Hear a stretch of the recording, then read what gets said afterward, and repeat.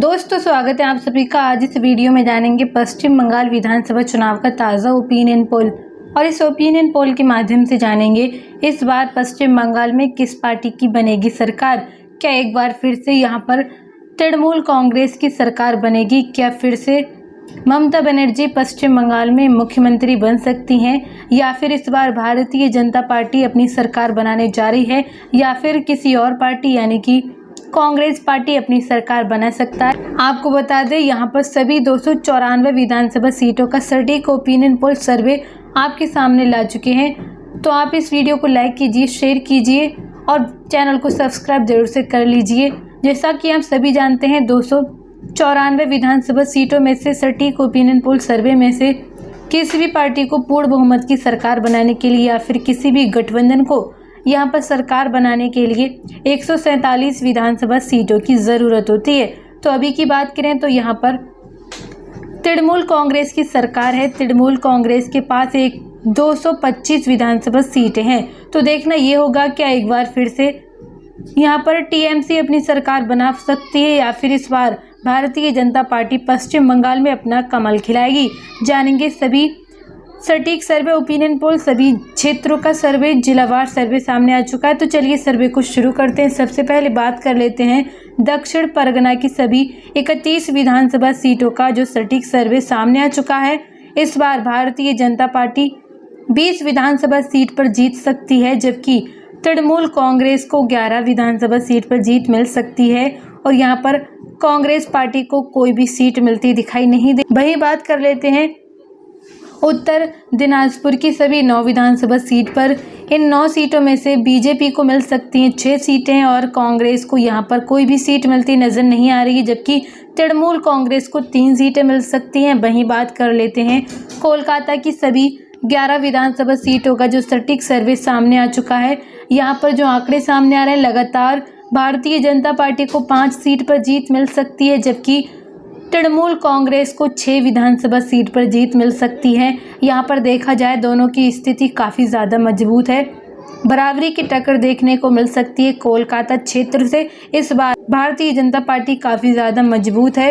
वहीं बात कर लेते हैं कूच बिहार की सभी 9 सीटों पर बीजेपी को 7 सीटें मिल सकती हैं, जबकि टीएमसी को 2 सीटें मिल सकती हैं। आपको बता दें पश्चिम बंगाल का जो जिला है कूच बिहार, वहाँ पर इस बार भारतीय जनता पार्टी काफ़ी ज़्यादा मजबूत है, जबकि टीएमसी को नुकसान हो रहा है। वहीं इंडियन नेशनल कांग्रेस को 0 सीट पर जीत मिलती नजर आई। वहीं बात कर लेते हैं पश्चिम बंगाल का अगला जिला आता है पश्चिम मेदिनीपुर। यहाँ पर 15 विधानसभा सीट है।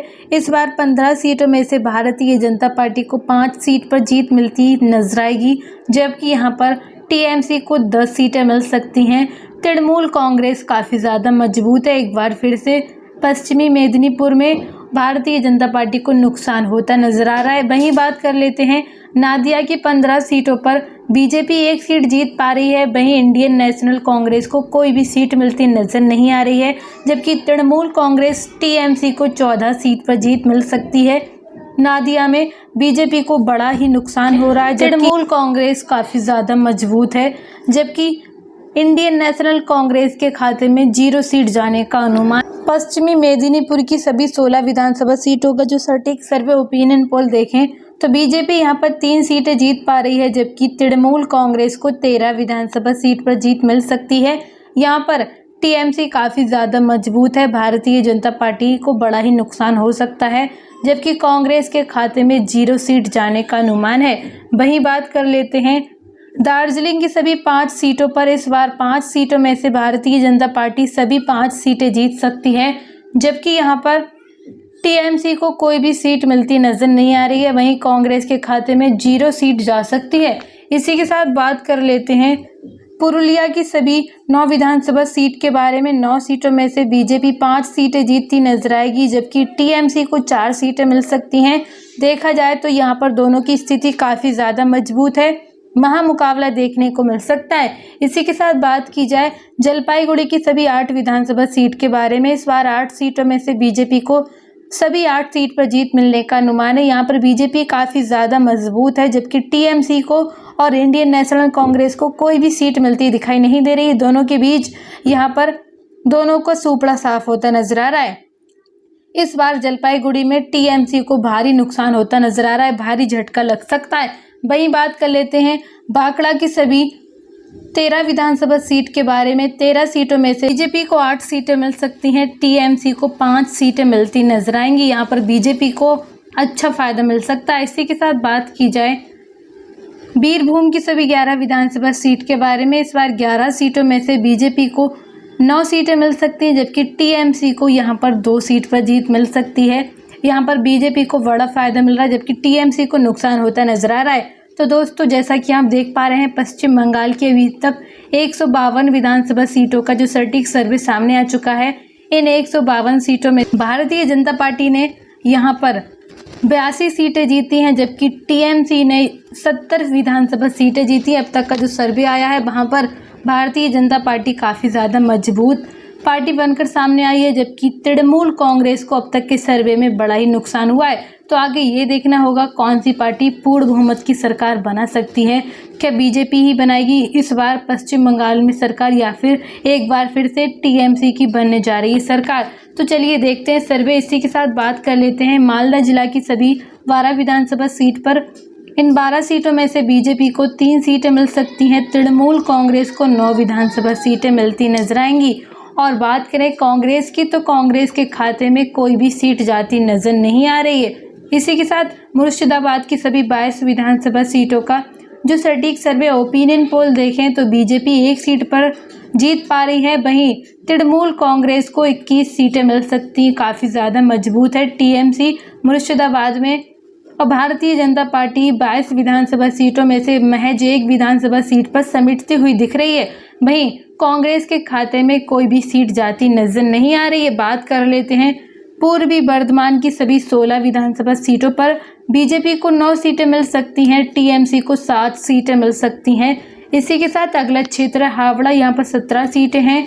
इन 17 सीटों में से भारतीय जनता पार्टी 12 विधानसभा सीटें जीत पा रही है, जबकि तृणमूल कांग्रेस को 5 सीटें मिलती नजर आ रही हैं। पश्चिमी बर्धमान की सभी 9 विधानसभा सीटों का जो सटीक सर्वे सामने आया है, जिसमें से बीजेपी 8 सीट पर जीतती नजर आ रही है, तृणमूल कांग्रेस को 1 सीट मिल सकती है। यहाँ पर भारतीय जनता पार्टी काफ़ी ज़्यादा मजबूत है, जबकि तृणमूल कांग्रेस को भारी नुकसान हो रहा है। इसी के साथ बात कर लेते हैं हुगली की सभी 18 विधानसभा सीटों का जो सटीक सर्वे सामने आया है। इस बार हुगली की 18 सीटों में से बीजेपी को 13 सीट पर जीत मिल सकती है, तृणमूल कांग्रेस को 15 सीटों पर जीत मिलती नजर आएगी। बात की जाए अगला जिला आता है कालीपोंग, यहाँ पर 1 विधानसभा सीट है। ये 1 सीट इस बार भारतीय जनता पार्टी के खाते में नजर आ रही है। यहाँ पर बीजेपी का कब्जा होता दिखाई देगा। टीएमसी और कांग्रेस के खाते में 0-0 सीट जाने का अनुमान है। इसी के साथ बात की जाए दक्षिणी दिनाजपुर की सभी 6 विधानसभा सीट पर। इस बार 6 सीटों में से बीजेपी 5 सीटें जीतती नजर आएगी, टीएमसी को 1 सीट मिल सकती है। बड़ा फायदा टीएमसी को नुकसान होगा, बड़ा फायदा बीजेपी को मिल रहा है।